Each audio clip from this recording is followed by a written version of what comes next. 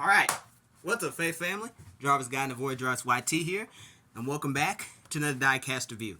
Today, we're going to be taking a look at the Matchbox Bentley Continental from the 2023 Moving Parts line of cars. And I got a couple of things to say right off the bat. First of all, this is probably a car that I shouldn't have bought. I remember it vividly. It was a couple of months ago. I was in Walmart. I was needing to buy something that was not related to this car, and I knew that I couldn't record any Diecast reviews episodes for a very long time, and yet I still made the decision to buy this car. And it was not necessarily cheap because, like I said, this is a moving parts car, so the doors do open, and that's really the only feature about it. I mean, I guess that's good, especially for a 1/64th scale diecast, but look, the point is I shouldn't have bought this thing. This review shouldn't even exist, but I'm making it so that I can at least claim that, hey, I bought it for the review. So hopefully you guys are entertained, because my wallet is screaming at me. I'm looking at it right now. It's giving me the finger. I might need to take my meds. Either way, the next thing I wanted to say is that I know nothing about Bentley. So I've never seen a Bentley in real life, and therefore anything I say about how faithful this is to real life, it'd be completely bullshit, because I don't know anything about this car. I mean, shit, I know a Lincoln Continental, but I don't know a Bentley Continental, because I literally just don't live like that, you know? I've never seen one of these. Whether I'm in the rich part of town, whether I'm in the middle class suburbs, or whether I'm in the hood. And literally, no matter where I am, never seen a Bentley. I don't know if that's because of how expensive they are. I don't know if it's because the Chrysler 300, while it was still in production, basically did the same thing while also being miles cheaper, the caveat of being made by a shitty manufacturer.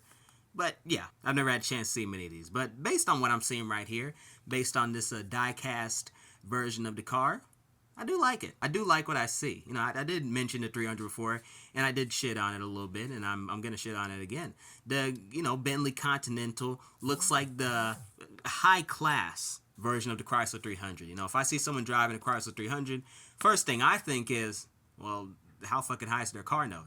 I feel like I've made that joke before, but it's less of a joke and more of an observation. If I saw a Bentley on the road, I'm like, ooh, shit. I better get the fuck over, man. This dude's important, man. This dude's important, because Bentley, I think because you don't see it as much, and I mean, you know what it is, but you don't see it as much, it has a sort of importance to it. It's like if you see like a Rolls Royce or a Porsche. They're just not common vehicles, and so there's a sense of regality around them, you know? Yeah, overall, pretty solid car. Nothing really to complain about, but Matchbox always does a fantastic job when it comes to their cast. I will point out a couple of things. If you look right here, you can see the Bentley ornament pretty clearly. Did a great job with doing more with less in terms of the paint there.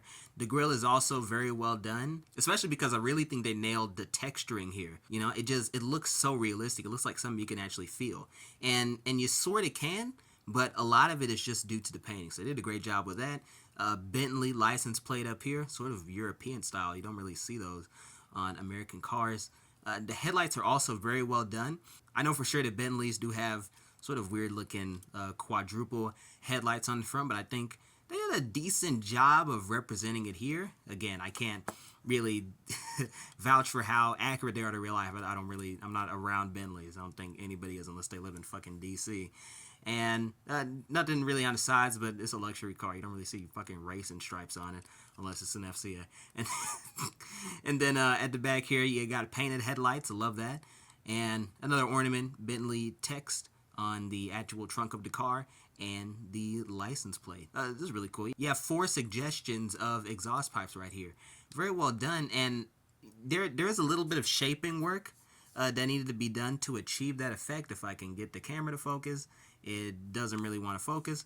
But yeah, they did a great job with the painting on those exhaust pipes. They do sort of extrude that a little. And yeah, Matchbox, they must have done their homework. It's something I can't necessarily, again, vouch for or espouse, because I'm not really familiar with Bentley like that. But the designers at Mattel Matchbox did a fantastic job with this car.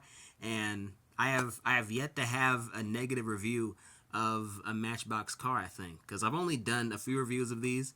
I think the one I was most negative on was the Jurassic World Dominion one that I reviewed back in 2022 when the movie came out. But even then, the painting on it was still immaculate, and just the shaping that they did on this vehicle especially with the exhaust pipes and the grill at the front. This is honestly one of the most technically impressive diecasts that I've ever reviewed on this show. I am sort of mad that it took this long, but I am also glad that I have a car this well done in my collection. You know, and I guess the doors are a plus. You know, nothing much. It's not really the greatest feature, but at least I was able to get a diecast car with opposable parts for, you know, $3 at the most. I don't remember how much this one was, but like $3 or $4 at most, instead of paying $7.50 for like a 1/32 scale. I think it's one of those bigger ones. But yeah, man, in terms of recommendations, this is an absolute recommend. I mean, it came out in 2023. I don't know if you're gonna have a lot of trouble finding this. I think the biggest issue is that it's a special kind of Matchbox, you know? So I think every store that sells Hot Wheels is obviously going to have Matchbox because they're both Mattel. But in terms of the special ones, like the moving parts or specially branded Matchboxes, they're like emergency vehicles and shit that I've seen before, they may not have as many because the store might not think that they sell as well, so they might not order them as much. So I say if you can find this for a good price, really just any Bentley Continental, not necessarily the opening and closing door variant like this, then I say go for it, man. These are really cool looking cars. Again, they have a sense of regality. And yeah, they're just very solid whips to have in your collection.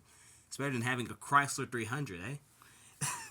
Anyway, man, I think that'll do it for this video. I've been your host, Driver's Garden. As always, thank y'all for watching. Stay tuned for more diecast content. Take care of yourselves. Go with God. Have a great night. And as always, giggity, giggity, giggity, goo.